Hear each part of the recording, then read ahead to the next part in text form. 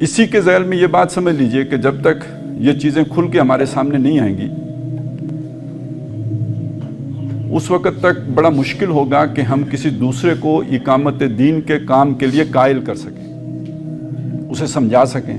اچھا، دوسرے کی بات تو پھر بھی بات کی ہے۔ پہلی بات یہ کہ خود ہم وہ قربانیاں دے سکیں جو اقامت دین کے لیے درکار ہیں۔ جب تک اس معاملے میں ہمیں کلیئرٹی نہیں ہوگی تو ہم خود بھی وہ کام نہیں کر سکیں گے۔ اور آخری بات اس ضمن میں یہ ہے کہ ہم خود اس مغالطے کا شکار ہو جائیں گے جو 13 صدیوں تک امت میں رائج رہا ہے۔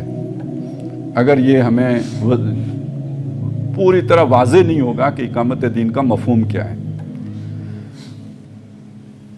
ایک بڑے محقق، اچھے عالم دین، بڑا فہم رکھنے والے بزرگ تو نہیں ہیں، نوجوان ہی ہیں، لیکن بزرگ اس اعتبار سے کہ ایک علمی شخصیت ہیں، تو ان سے اقامت دین کا مفہوم ایک دفعہ زیر بحث آیا، تو انہوں نے جو وہ مفہوم بیان کیا وہ میں پہلے آپ کے سامنے رکھ دیتا ہوں۔ وہ فرمانے لگے کہ دیکھیں، آپ نے اگر کسی کو نماز پڑھنے کی تلقین کی ہے یا ایک بندہ نماز پڑھتا ہے لیکن وہ صحیح نہیں پڑھتا تو آپ نے اس کی نماز صحیح کروا دی ہے، تو یہ بھی اقامت دین کا کام کیا ہے۔ ٹھیک ہو گیا۔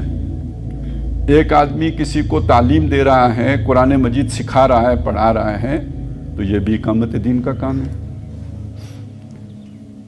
تو اگر کسی مفہوم کے اعتبار سے یہ اقامت دین کا کام ہے، ہم چلیں نہیں، اسے رد نہیں کرتے اس کے، لیکن جب ہم اقامت دین کا لفظ استعمال کرتے ہیں تو اس سے یہ مراد نہیں ہوتی، ہم اس سے کوئی اور معنی مراد لے رہے ہوتے ہیں۔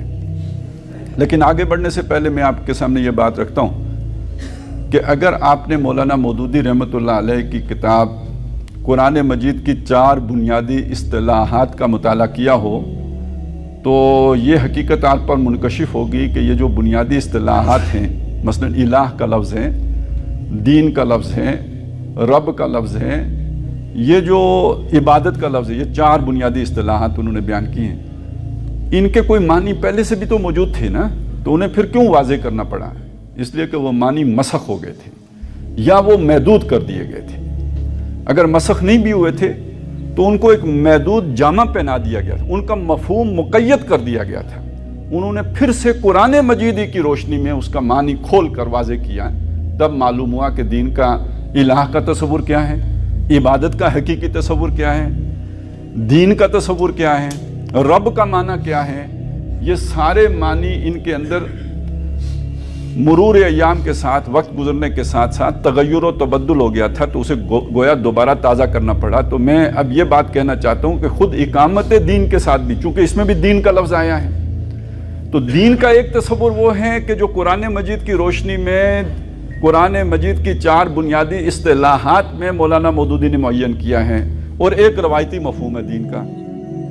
تو جب آپ کے ذہن میں دین کا روایتی مفہوم ہوگا تو اقامت دین کا مطلب وہ ہوگا جو میرے بزرگ میرے ساتھ ڈسکس کر رہے تھے اور مجھے سمجھا رہے تھے۔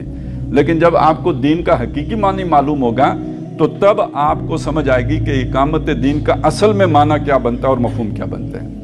اب اس حقیقی معنی کو سمجھنے کی ضرورت ہے۔ جو روایتی معنی ہے وہ میں نے آپ کے سامنے رکھ دیا۔ آپ نے نماز کی تلقین کی تو بھی اقامت دین کا کام کیا، آپ نے روزے کی تلقین کی یا روزہ رکھنا سکھا دیا یا نماز پڑھنا سکھا دیا یا قرآن مجید ناظرہ پڑھنا سکھا دیا یا کچھ تھوڑی بہت عربی گرامر سکھا دی، آپ نے دین کی تعلیم ہی دی ہے، اور دین کی تعلیم دی ہے تو اقامت دین کا کام کیا ہے۔ لہٰذا اس کتاب کی روشنی میں پہلے دین کا مطلب ہم سمجھ لیتے ہیں تو پھر اقامت دین کا مطلب سمجھ میں آ جائے گا، اور یہی ہم نے دوسروں کو سمجھانا بھی ہے۔ اقامت دین کے ساتھ جو دین کا تصور ہے، تو پہلی بات تو یہ سمجھ لیجئے کہ قرآن مجید نے اسلام کو دین قرار دیا ہے۔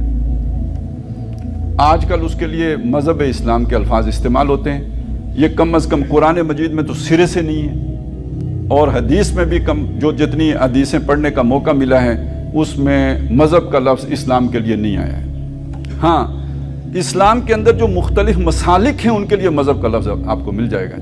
مطلب اسلام میں یعنی ہمیں بتایا جاتا تھا بچپن سے کہ 4 مذہب برحق، اور اس سے مراد کیا ہوتی تھی، یعنی مذہب حنفی، مذہب شافعی، مذہب مالکی، مذہب حنبلی، یہ مسالک جو ہیں یہ مذاہب اربع ہیں۔ تو ان کے بارے میں کہا جاتا ہے یہ چاروں اپنی اپنی جگہ پہ ٹھیک ہیں، یعنی ان کو ہم سمجھتے ہیں کہ یہ دین کی تعلیمات کے اندر ہی ہیں، حق ہونے کا مطلب یہ ہے۔ تو یہ تو مذاہب تو یہ ہوتے تھے، اسلام کو تو مذہب نہیں کہا، نہ قرآن نے کہا نہ حدیث نے کہا، لیکن آج سمجھا یہ جاتا ہے کہ اسلام مذہب ہے۔ تو یہ کیوں سمجھا جاتا ہے؟ یہ اصل میں ایک اور تصور جو دنیا میں آیا، ریلیجن کا تصور۔ ریلیجن کا لفظ ظاہر ہے وہ اقوام استعمال کرتی ہیں جو ہم پر 100-150 سال حاکم رہی ہیں، یعنی خاص طور پہ انگریز، اور ان کے ہاں ریلیجن کا ایک خاص محدود دائرہ ہے، اور وہ دائرہ ہے انسان کی انفرادی زندگی۔ آپ کا عقیدہ کیا ہے، آپ کی اس عقیدے کے مطابق جو تعبدی معاملات ہیں، یعنی اس پرستش کیسے کرتے ہیں، اور اس سے آگے جو عام سماجی رسومات ہوتی ہیں، یعنی کوئی پیدا ہوتا ہے تو اسے سیلیبریٹ کیسے کرتے ہیں، اور اس سے آگے شادی کرنے کے طور طریقے کیا ہیں، تو مر جاتا ہے تو تجہیز و تکفین یعنی اسے ٹھکانے کیسے لگاتے ہیں، تو یہ کچھ سماجی رسومات ہوتی ہیں۔ تو یہ دائرہ سمجھا جاتا ہے کہ یہ مذہب کا دائرہ ہے۔ عقیدہ اس عقیدے کے لیے جو پرستش کے طور طریقے ہیں اور جو سماجی رسومات ہیں، یہ 3 دائرے وہ ہیں جن کو ریلیجن کا دائرہ سمجھا جاتا ہے۔ تو جب آپ ریلیجن کا ترجمہ مذہب کر کے اسلام کو بھی مذہب قرار دے دیتے ہیں، تو در حقیقت آپ مان لیتے ہیں کہ اسلام کا دائرہ صرف ان 3 حدود کے اندر ہی ہے، اس سے باہر نہیں ہے۔ لیکن دوسری طرف جب ہم قرآن مجید کی روشنی میں دین کا معنی دیکھتے ہیں تو وہ کوئی اور ہی نکلتا ہے، وہ ریلیجن والا نہیں نکلتا، وہ بالکل دوسرا نکلتا ہے۔ میں وہ ذرا آپ کے سامنے واضح کر دوں۔ اس میں پہلی بات یہ آتی ہے کہ دین کا لفظ قرآن مجید میں جو استعمال ہوا تو بدلے کے معنی میں استعمال ہوا، مالک یوم الدین، بدلے کے دن کا مالک۔ تو دین کا لفظ کا ایک معنی مذہب تو نہیں ہوا، بدلہ ہوا، یہ تو بالکل اس کا لغوی معنی ہو گیا۔ پھر ہم اسے دیکھتے ہیں کہ اس کا ایک اور استعمال ہوا ہے، اور وہ اطاعت کے معنی میں اس کا استعمال ہوا ہے۔ فَاعْبُدُوا اللَّهَ مُخْلِصِينَ لَهُ الدِّينَ، بس تم اللہ کی بندگی کرو اپنی اطاعت کو اس کے لیے خالص رکھتے ہوئے۔ یہاں سب نے اس کا ترجمہ اطاعت کیا ہوا ہے۔ اچھا، اطاعت نہیں ہو سکتی جب تک کہ کوئی ضابطہ نہ ہو، کوئی قانون نہ ہو۔ ظاہر ہے اطاعت یا تو کسی اتھارٹی کی ہوگی یا اس اتھارٹی کے بنائے ہوئے ضابطے کی ہوگی۔ تو جب آپ کو یہ کہا گیا کہ اللہ کی بندگی کرو اپنی اطاعت اس کے لیے خالص رکھتے ہوئے، تو اب یہ کسی ضابطے کی طرف اشارہ کر دیا گیا۔ تو اب یہ جو بدلہ ہے، اس بدلے کا تعلق اس ضابطے کے ساتھ کیا بنا، سیکوینس کیا ہے ان کا؟ ظاہر ہے بدلہ جب آپ کو ملے گا تو بدلہ اس کی 2 صورتیں ہو سکتی ہیں، یا تو بدلہ اچھا ہوگا یا بدلہ برا ہوگا، یا سزا ہوگی یا انعام ہوگا، یہی بدلہ ہو سکتا ہے نا۔ بدلے میں انعام دیا، بدلے میں سزا دی۔ اچھا، یہ جو بدلے میں انعام دیا جائے گا، بدلے میں سزا دی جائے گی، یہ کوئی اندھا ریوڑیاں بانٹے گا یا کسی اصول پر یہ فیصلہ ہوگا؟ اصول پر فیصلہ ہوگا۔ تو وہ اصول بھی گویا دین میں شامل ہو گیا نا، وہ بھی دین ہو گیا۔ وہ جو ضابطہ ہے، جس ضابطے کی وہ کرائٹیریا، وہ معیار، وہ ضابطہ، وہ قانون کہ جس کی بنیاد پر یہ فیصلہ ہوگا کہ اس کو انعام دیا جائے اور اس کو جو ہے ذلیل و رسوا کی سزا دی جائے، وہ اس ضابطے کو یہاں پہ اطاعت کے ساتھ جوڑ کر بتا دیا گیا کہ یہ در حقیقت دین کا مطلب صرف بدلہ ہی نہیں ہے، دین کے اندر اطاعت کا معنی بھی اور ضابطے کا معنی بھی اور قانون کا معنی بھی شامل ہے۔ اچھا، اب دین اسلام کیا ہے؟ یہ اگلی بات ہو گئی۔ دین اللہ کیا؟ دین اللہ کا لفظ آیا ہے نا قرآن مجید میں، یہ لفظ استعمال ہوا، اذا جاء نصر اللہ والفتح، جب اللہ کی مدد آئے اور فتح حاصل ہو جائے، اور رأیت الناس يدخلون فی دین اللہ، اور جب تم دیکھو کہ لوگ اللہ کے دین میں داخل ہو رہے ہیں۔ تو اب یہ اللہ کا دین، یہ ایک نئی بات آ گئی، یہ بالکل ایک نیا معنی لے کے آ گیا۔ اور یہ جو نیا معنی لے کے آ گیا، اس کی سمجھ آپ کو سورہ یوسف کے ایک آیت سے آئے گی۔ وہ واقعہ آپ ذرا تازہ کیجئے کہ یوسف علیہ السلام مصر پہنچ گئے۔ ان کے بھائی جب پہلی مرتبہ ان کے پاس آئے تو پہچان تو لیا حضرت یوسف نے، لیکن بھائیوں کو بتایا نہیں کہ میں یوسف ہوں۔ بات چیت میں بھائیوں نے خود بتا دیا ہمارا ایک اور بھائی ہے، اس کا بھی راشن دے دیجئے۔ تو انہوں نے کہا نہیں، اس کو لے کے آؤ گے تو راشن ملے گا۔ بنیامین کو پھر اگلی دفعہ اس کو بھی لے کے آئے۔ تو حضرت یوسف علیہ السلام نہیں چاہتے تھے کہ بنیامین واپس جائے، وہ اسے اپنے پاس روکنا چاہتے تھے، اور وہ روکنے کے لیے پھر وہ ایک لمبا وہ ایک کام ہے، وہ چوری برآمد ہوئی اس کے پاس سے۔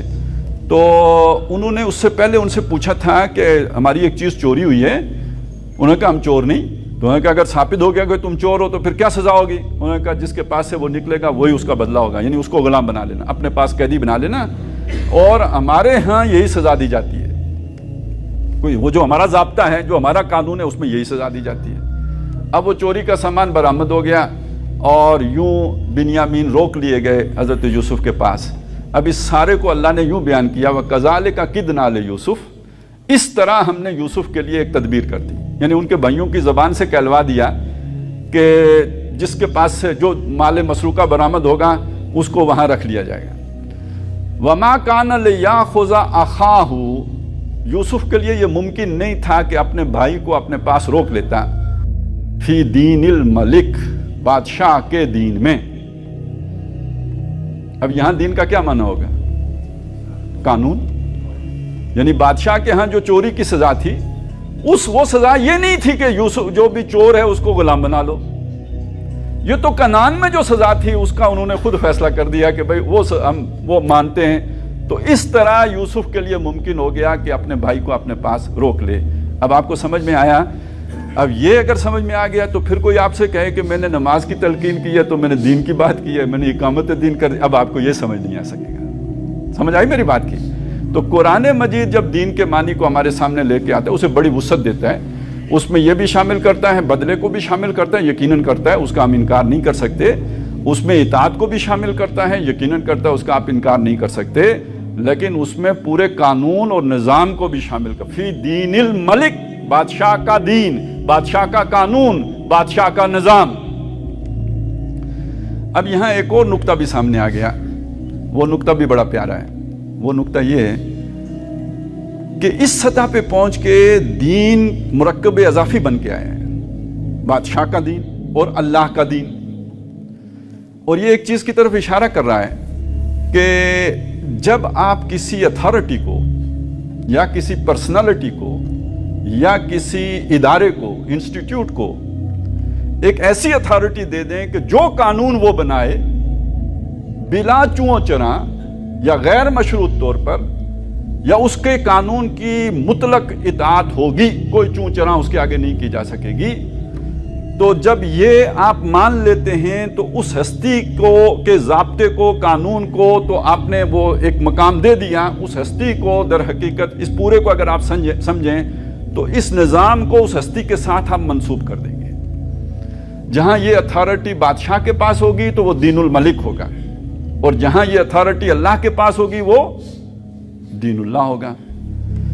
جس دنیا میں ہم رہتے ہیں، اس دنیا میں اگرچہ کہ بعض جگہوں پہ بادشاہت ہے، جیسے سعودی عرب میں بھی ہے، کئی اور ملکوں میں بھی ہے، لیکن اب بادشاہت کو پسند نہیں کیا جاتا۔ جہاں شعور آتا ہے وہاں بادشاہت باقی نہیں رہتی، ہمارے ملک میں بھی نہیں ہے، ہندوستان میں بھی نہیں ہے۔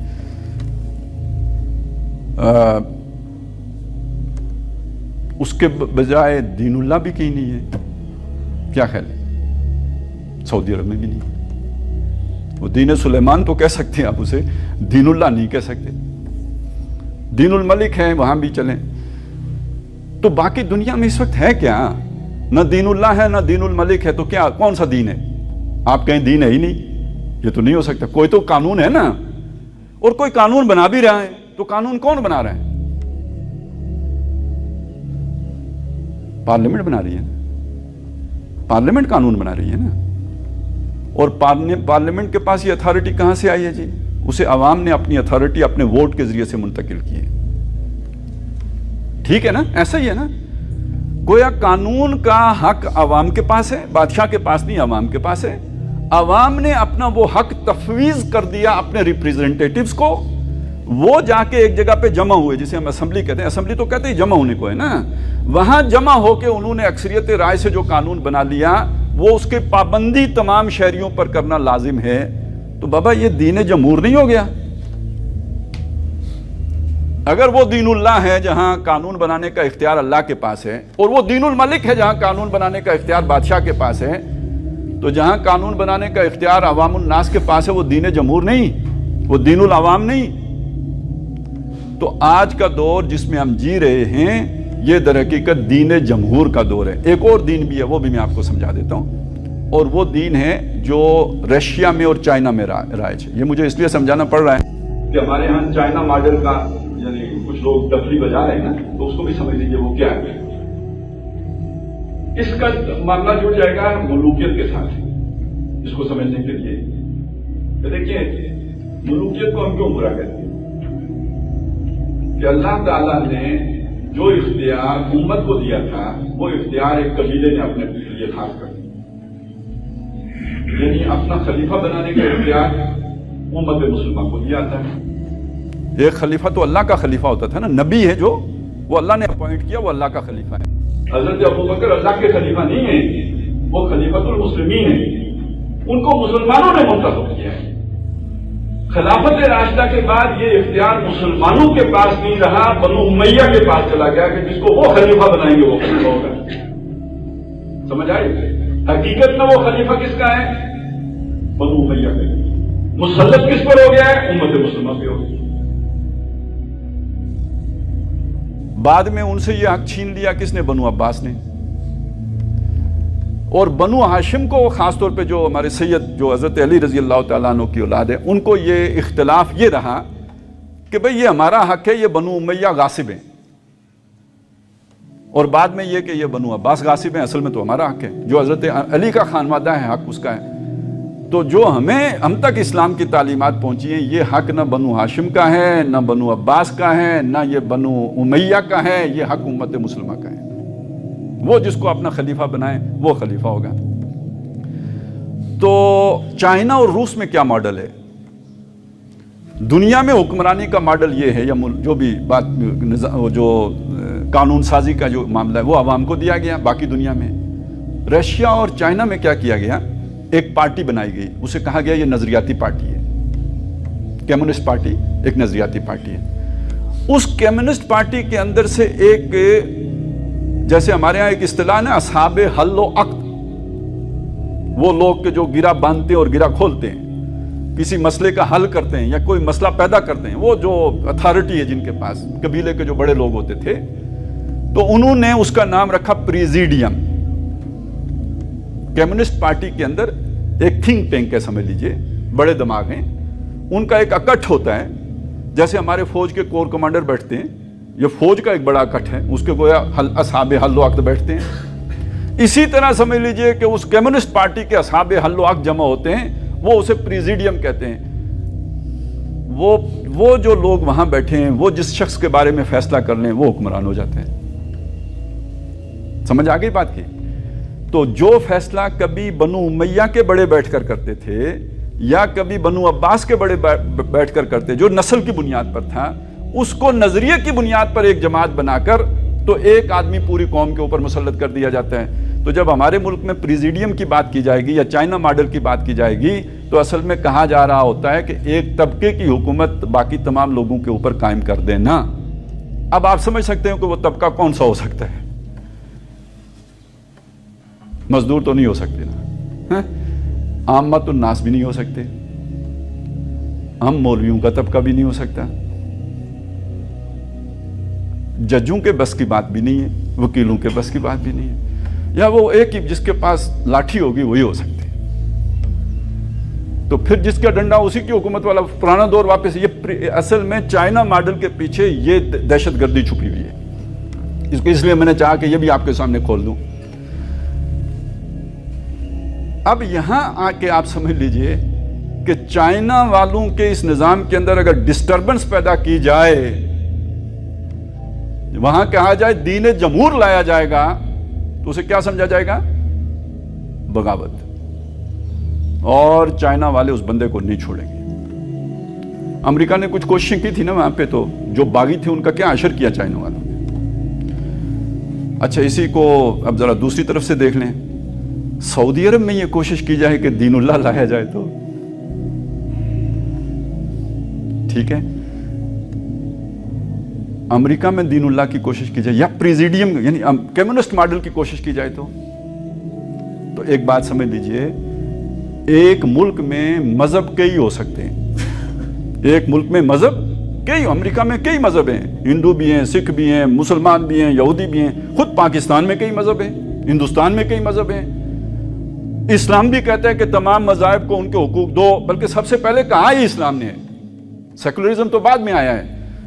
یہ مذہبی آزادی سب سے پہلے دنیا میں دی اسلام نے ہے، یہ محمد رسول اللہ نے دیا، اس سے پہلے تھی نہیں کہ کسی کی عبادت گاہ کا جو ہے وہ نقصان نہیں کیا جائے گا، محفوظ رکھی جائے گی، کسی کے جو ہے نا مذہبی جذبات کو مجروح نہیں کیا جائے گا، یہ تو سب سے پہلے محمد رسول اللہ نے دنیا میں کیا ہے۔ تو میں یہ عرض کر رہا تھا کہ ایک خطہ ارضی پر جیسے بہت سے لوگ ہوتے ہیں ایسے بہت سے مذاہب بھی ہو سکتے ہیں، لیکن کسی خطہ ارضی پر کوئی ایک بادشاہی ہوگا، دو بادشاہ تو نہیں ہوتے، یا ہو سکتے ہیں؟ وہ کہتے ہیں نا ایک گدڑی میں یا ایک بستر میں دو فقیر سو سکتے ہیں، ایک پوری مملکت میں دو بادشاہ نہیں رہ سکتے، یہ ہو نہیں سکتا کہ دو بادشاہ رہیں۔ تو اسی پر قیاس کرتے ہوئے سمجھ لیجئے ایک ملک کے اندر دو دین نہیں ہو سکتے، یا وہاں دین جمہور ہوگا یا دین الملک ہوگا یا دین کمیونسٹ ہوگا، ون پارٹی ڈکٹیٹرشپ، یا دین اللہ ہوگا۔ یہ ایک جگہ پہ چار دین نہیں جمع، چار تو چار، دو دین بھی نہیں جمع ہو سکے، ان کے سوال ہی نہیں پیدا ہوتا کہ ایک جگہ پہ دو دین ہو جائیں۔